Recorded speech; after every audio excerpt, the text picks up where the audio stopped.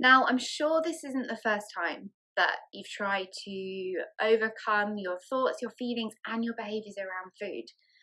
And most likely, you'll come across the following approaches and solutions: trying the latest quick fix, or trying tips, tricks, or hacks you've seen online, avoiding certain food groups, or cutting out foods which you just can't trust yourself to be around, or even avoiding certain people, places, and situations which you know are triggers. Now, all of these are examples of an external approach. And this is when you're placing all of your time and focus on energy in trying to manage things going on in your outside world in an attempt to resolve what is going on inside. Now, what this does is that it forces you into management mode rather than resolve mode.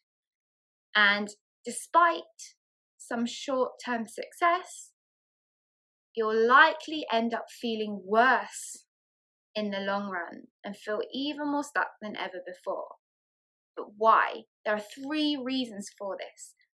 Number 1 is that it's a band-aid solution, which is giving you false hope. And by constantly putting on more and more band-aids, the things that are underneath that wound, the things which are causing your behaviors around food and causing you so much pain, are left unaddressed. And the longer this goes on for, the worse and worse you'll feel and the worse your problems will become, no matter how many band-aids you use. The second is that by focusing on the external, you are literally handing over all of your power and your control to forces outside of yourself. And this leaves you in a really vulnerable place and can often make you feel even more out of control of your thoughts, your feelings, your behaviors, and your life than you ever once thought was possible. Because focusing on all these things which are outside of your control, all they will do is increase your anxiety and stress levels and make you feel even worse and trapped than you have been in the past. Now, the third, looking for external tips or tricks or hacks, looking for more information, trying to understand your behavior more and analyze it. What this does, it keeps you in this information gathering mode. And that, at a subconscious level, is stopping you and holding you back from really taking action and committing to resolving your issues for good.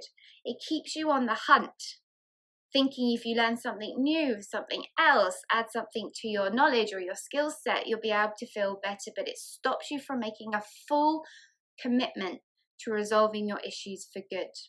But if you've been using food to control your inner state, your emotions, how you feel for a long time, of course it can feel scary to let this coping mechanism go.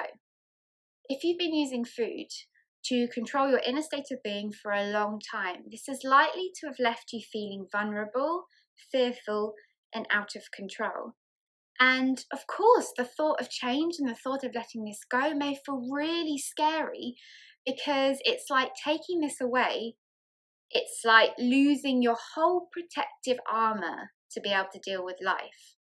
But the thing I want you to know is that what you're scared of is not really losing food. It's losing your ability to cope with your emotions and cope with the stresses and worries in life and be able to deal with them without needing those old coping mechanisms. But the thing is, you just don't know a different way. And you have all the resources within you to be able to resolve all these issues for good, but you just don't know it yet. And that's the difference. So if you think it's about rebuilding your relationship with food, changing those behaviors, changing your ways, you've missed the point. It goes much deeper than that. It's about rebuilding or reconnecting with your true self, reconnecting with your values, what's important to you, building new beliefs, and forming this inner state of strength, resilience, and optimism, and being able to handle those emotions from the inside out rather than relying on food as a way of cope, because all this will do will leave you feeling even more vulnerable, out of control and fearful than ever before. Because anything less is doing you a disservice, okay? And it's making your issues worse and not better, and you do not deserve that. So the honest truth is that to fully and completely resolve your issues with food for good is that you have to shift your focus from these external approaches to what is going on inside.